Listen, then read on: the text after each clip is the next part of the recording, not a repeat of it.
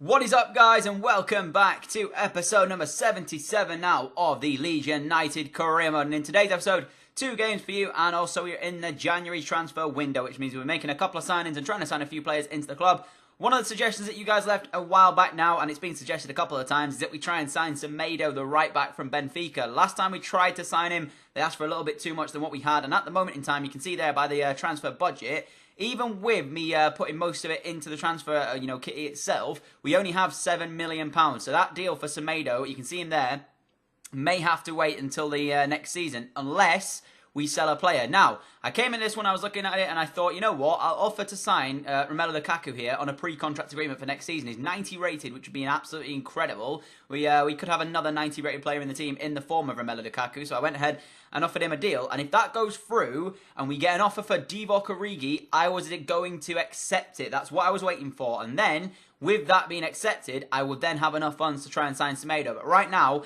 in the beginning of this episode, we didn't have enough in terms of funds to be able to try and sign the right back, but he's still on the priority in terms of the deals to come in.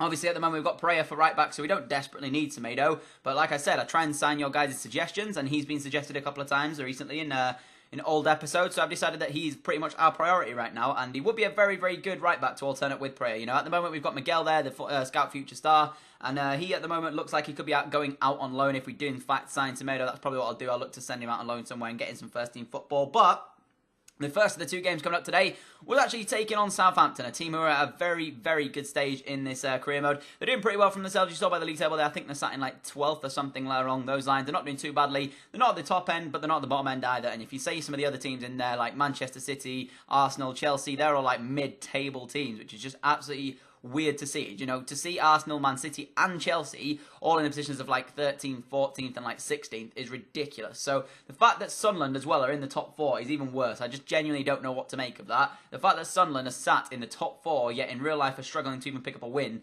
Having said that though, they've actually won the last 3 games on the bounce, and they're having a decent fight back at Sunderland. They're doing extremely well for themselves in real life, but they're not a top 4 team. So the fact that they're sat top 4 team is an absolute just crazy to see. But here you see the 2 teams here, as we did, in fact, like I said, take on Southampton for today's episode. They had a few names in there that I recognised and other ones that I didn't, and it's nice to see them as well. They played a couple of young players in the form of Harrison Reed and Seager as well up front, so pretty decent team from Southampton in all honesty, but it's nothing compared to what we have here at Leeds. Our Leeds United team is just 10 times better than pretty much the majority of the Premier League teams, and at the moment we're 19 games in, I think, to the Premier League. We've won 17 of them and only drawn 2, so we haven't lost yet, and we've won 17 of the 19 games, which is, like, I'd say the best form in the world anywhere. I don't think even Barcelona or Real Madrid have that sort of form in career mode. I will check that though, just to see the league table and see what they're currently on. But the first chance fell our way inside 4 minutes here. A very good save though from McCarthy, kept the score at 0-0. And McCarthy had an absolute mission today. He had a good performance for Southampton in net, but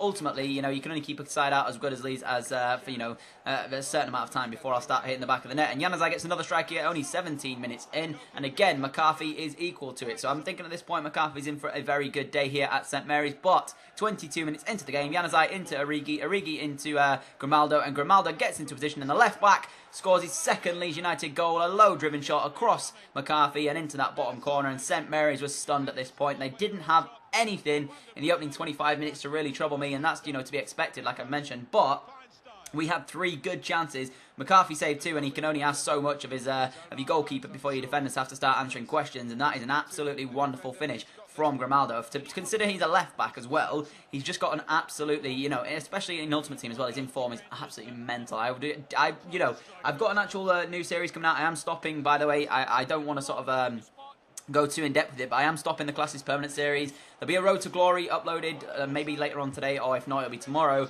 They'll explain it in more detail as to why I've stopped Classes Permanent and as of why I started a Road to Glory series. But in that Road to Glory series, I am looking at trying to see what Grimaldo's informs like. I may try and use him and see what we've got there in terms of that one, but we'll just have to wait and see.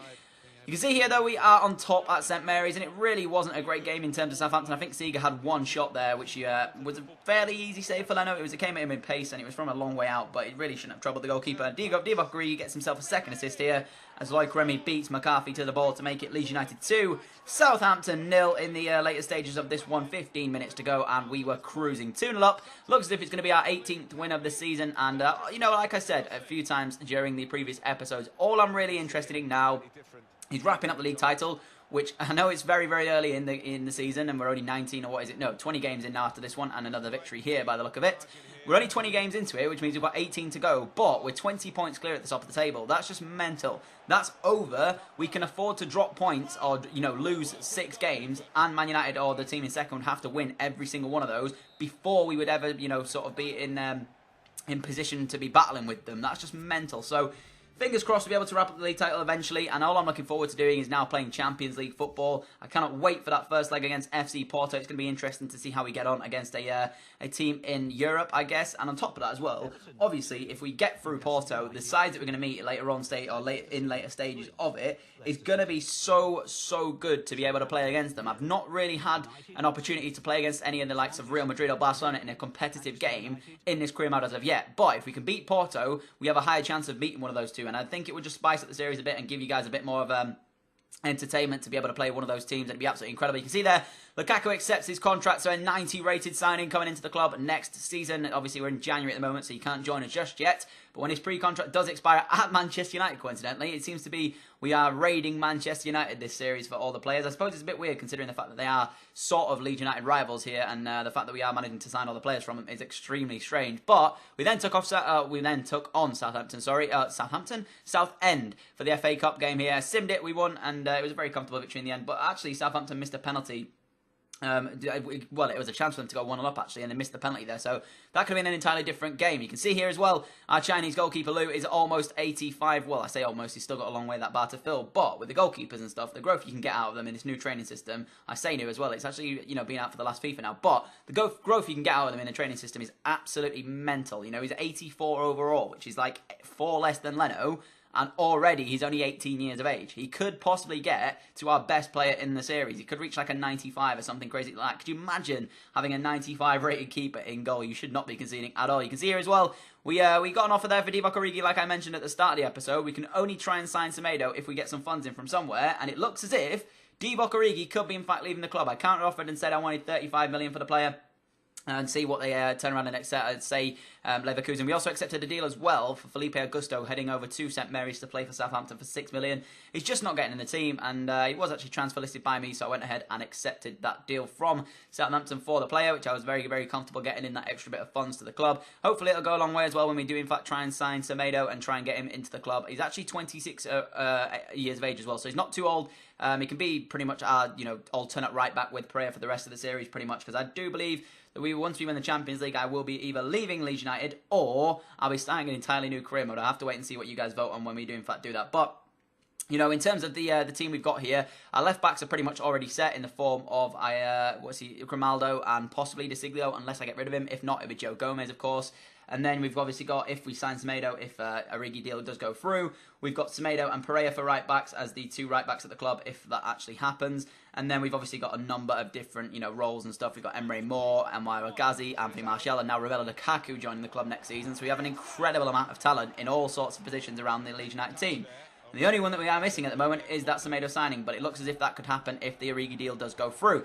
24 minutes into the game, we took on Watford here at Ellen Road, and we actually went 1-0 up in this one, 24 minutes in. Eric Bailly scoring the goal, but unfortunately was offside, and it meant that we weren't leading in this one. And this was an incredible game to play. Watford, to their credit, were absolutely spectacular on the day. Coming to Ellen Road against a team like Leeds, who are in such good form and haven't lost a game all series long, you have to fear for yourself as a team. But they came here and they absolutely played out their skins. And right now, as I'm recording this commentary, Watford are actually beating Everton by 3-1 in the Premier League. So that's pretty good as well to see the fact that Watford have managed to dismantle Everton and absolutely demolishing them right now. But you can see we went 1-0 up here through a Christian Eriksen rebound after I did try and obviously take the strike on with Anthony Martial, the top goal scorer in the Premier League. Gets a save out of the Watford goalkeeper, Gilherm, I think he's called. It comes to Eriksen, though, who simply just passes that one into the back of the net to make it 1-0. And the skipper, Eriksen, makes it 1-0 33 minutes into this one. But Watford were then going to come straight back at me. From kickoff, they decided that they had enough of sitting back and watching me play FIFA and decided to come on and try and get themselves back in this one. And it came to Okaka,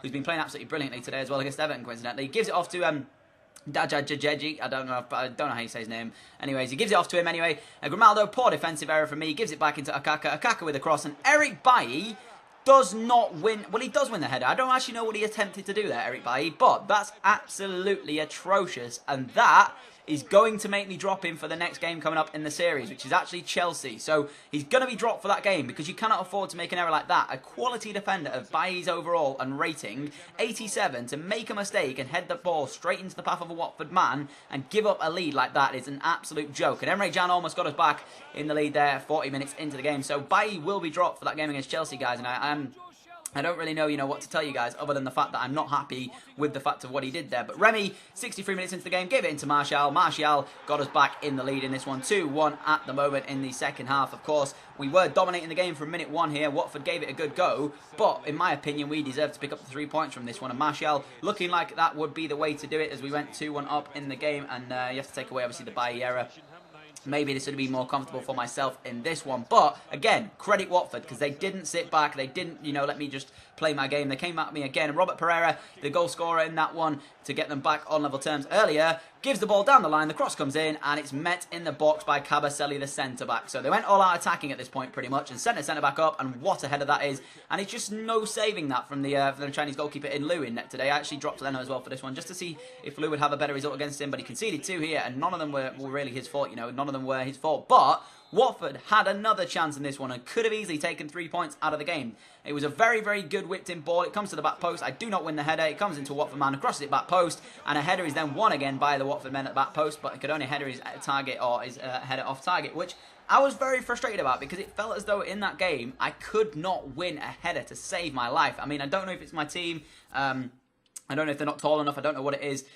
Fully with the team, but what I am saying right now is that is an absolute joke. We lost every header in that one. We were second best in every single aerial battle that we went in for. So to get a 2-2 draw out of that, considering the fact that Watford could have easily stolen them 3 points late on in that one, I was very happy in the end. So you can see there we're still, roughly about 18 points or something crazy at the top of the table. We're just madly ahead, even though we did drop points there against Watford. So it's not looking as if Manchester United are going to catch us anytime soon. You can see there, Rose, Liu and Oxford, obviously the 3 players that we put in this training system, trying to get them up in overalls. Oxford may play, but in saying that as well, you're going to see a second here. You can see that's the league table going into the next episode. Still undefeated, 18 wins, 3 draws and 0 defeats in this one. United are the second place team. As I said, Sunderland sat in 4th and Newcastle actually sat 5th. Incredible. Chelsea down in 12th, Arsenal 14th, Everton in 17th. So there's incredible teams all around the board just not doing too well for themselves. But the deal from Leverkusen was actually matched, so it means that Divock Origi could be heading over to Leverkusen for £36 million, and that would be absolutely mental. You've got a couple more deals coming up on your screen in a second,